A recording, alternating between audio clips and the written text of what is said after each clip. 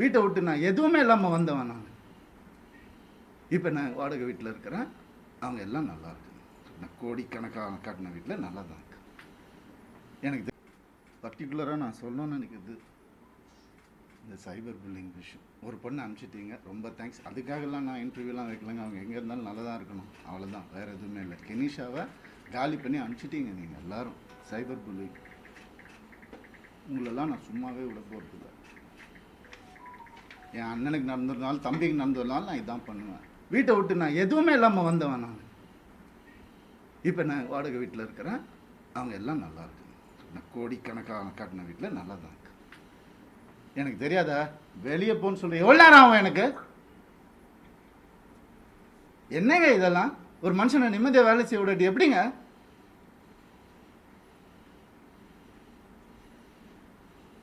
சும்மாவே இருக்கணும், என்ன கிண்டல் பண்ணாலும். ஏன்? ஏன்னா நான் செலிபிரிட்டி, இமேஜ் தேவையில்லை. மனுஷன் முதல்ல, நான் ஆம்பளை பொம்பளைலாம் அப்புறம். மனுஷன், ஒரு மனுஷனுக்கு ஒரு கஷ்டம் வரும்போது அப்போ மட்டும்தான் தெரியும் அவன் கூட யார் இருப்பாங்க. அப்படின்னு என்ன பண்ணுதாங்க கெனிஷா. எப்படி வளர்ந்தவங்க தெரியுமா அவங்க? அவங்க வீடியோ போட்டு அதில் ஒரு சைபர் புல்லிங். ஒரு பொண்ணு என்ன புரிஞ்சுக்கிச்சு, என் பார்க்காத ஹீரோயினாங்க, என் வேலையே அழகான பொண்ணுங்க கூட தான் நடிக்கிறது, அதான் என் வேலையே. எப்படி அழகு இல்லாமல் இங்கே போயிட்டாங்களா? இத்தனை வருஷம் சொல்ல, அவங்களுக்கு ஒரு ரீசன் தேவை.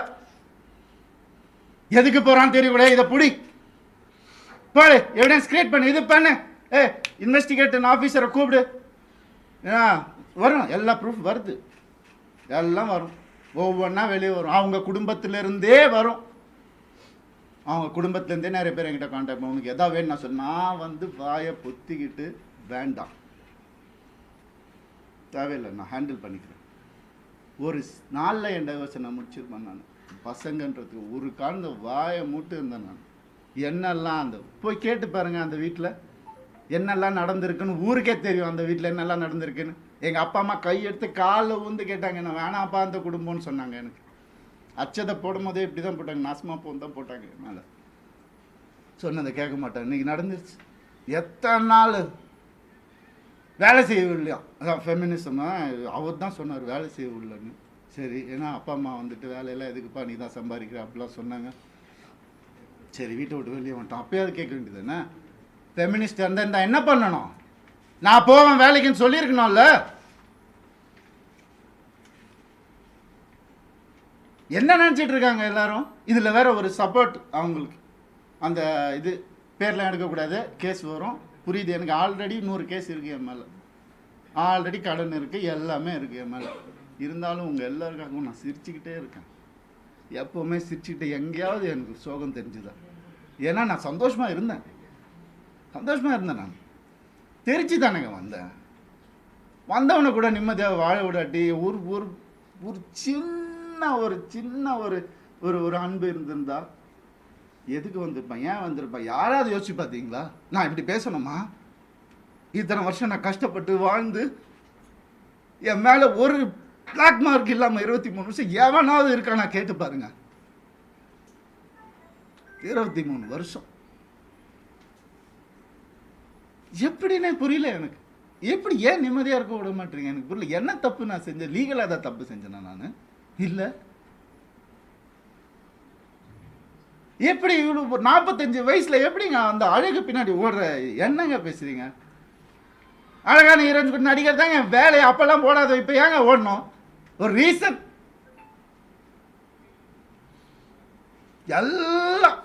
எல்லாத்தையும் கொடுத்துட்டான் நான் அவன் கையில். அதான் எனக்கு பெரிய தப்பு. ஏன்? நம்பிக்கை, ட்ரஸ்ட், என் லைஃப், இது எல்லாத்தையும் கொடுத்துட்டான். அப்படி எனக்கு ஒரு அக்கௌண்ட் கூட கிடையாது என் பேரில், தெரியுமா உங்களுக்கு? ஒரே அக்கௌண்ட் தான் எனக்கு இருந்துச்சு, ஜாயிண்ட் அக்கௌண்ட், எக்ஸ் ஃபேமிலியோட. எங்கே சொன்னாலும் ஸ்வைப் பண்ணாலும் உடனே போய் என்ன எதுனால என்ன ஏன் இவ்வளோ? நான் தானே சம்பாதிக்கணும். ரொம்ப அநியாயம் நடந்திருக்கு எனக்கு ரொம்ப. அந்த வீட்டில் ரொம்ப அநியாயம் நடந்திருக்கு, சொல்ல முடியாத அளவுக்கு அநியாயம் நடக்குது. அதனால தான் நான் வாங்கி போட்டேன். அசிங்கமா. ஏன் என் நேச்சர் அப்படி.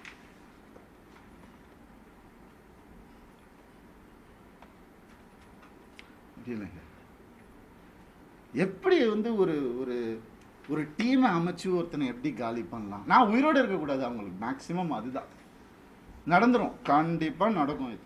ஆனால் நான் எல்லாரையும் முடிச்சுட்டு தான் நான் போவேன், சந்தோஷமாக போவேன், சிரிச்சிட்டே தான் போவேன். ஆல்ரெடி எல்லாம் ஸ்டார்ட் ஆயிடுச்சு, ஃபோக்கஸ் பண்ணிக்கோங்க.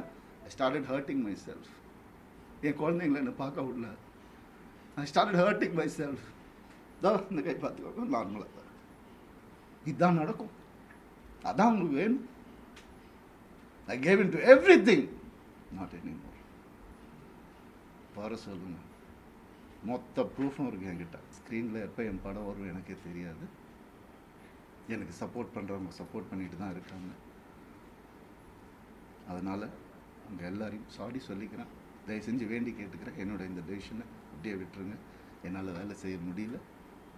நான் என் பர்சனல் லைஃப்பை க்ளீன் பண்ணிவிட்டு எனக்கு என்ன இமேஜ் இருந்ததோ அதை நான் காப்பாற்றிக்கிட்டு நான் கண்டிப்பாக திரும்பி வருவேன். அது கடவுள் கையில் இருக்குது. இது எவ்வளோ சீக்கிரம் முடியுமோ நான் சீக்கிரமாக முடிச்சிடுறேன். சில விஷயங்கள் சொல்லணுங்க, அது ஓப்பனாக சொன்னால் தான். அது இந்த 3 லெட்டர் நடிகை இருக்காங்க, நான் சொன்னல ஆல்ரெடி நிறைய கேஸு. அவங்க பேரை சொன்னால் அவங்களும் என் பேரை தெரியாமல் என்னை வந்து அட்டாக் பண்ணுறாங்களாம். இட்லி நடிகை, அதையும் சொல்லியிருக்கேன் நான். 3 பேர் ஹீரோஸ் என்கிட்ட, பெரிய ஹீரோஸ், அவங்க ஜென்ரேஷன் ஹீரோஸ் வந்து என் குடும்பத்தை கெடுக்க வந்த இவாவை அசிங்கமான வார்த்தையில் சொன்னாங்க. நாசமாக போயிருக்கும். 3 பேரோட வாழ்க்கையை கெடுக்கிறதுக்கு ரெடியாக இருந்த அந்த ஒரு பொம்பளை என் லைஃப் பற்றி பேசுகிறாங்க. ஆனால் வேறு ஏதாவது பிரச்சனை வந்து அப்படியே நான் ஃபெமினிஸ்ட், நான் இப்படி ஆகிடுவேன். என்ன ட்ராமா இதெல்லாம்? உனக்குலாம் ஏதாவது துப்பு இருக்கா என்னை பற்றி பேசுறதுக்கு?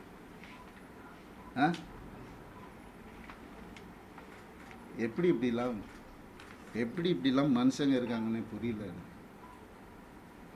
நான் யார், நீ யார்? பர்சனல் லெவலில் டச் பண்ணது. என்னோட நல்லா நடிப்பியா, நடிச்சுக்கோ. ஐயோ காலில் நானே உழுறேன். அவார்டு வாங்குறே, வாங்கிக்கோ. பர்சனல் லைஃப்பில் மனுஷன் இவன் தப்பான மனுஷன் நீ அதாவது பேசின நீ இன்னொரு தடவை, உனக்கு என்ன அறிகிறது இருக்குது பேசுறதுக்கு? நீ என்ன பெத்தியா எல்லாரையும் வந்து? இல்லாடி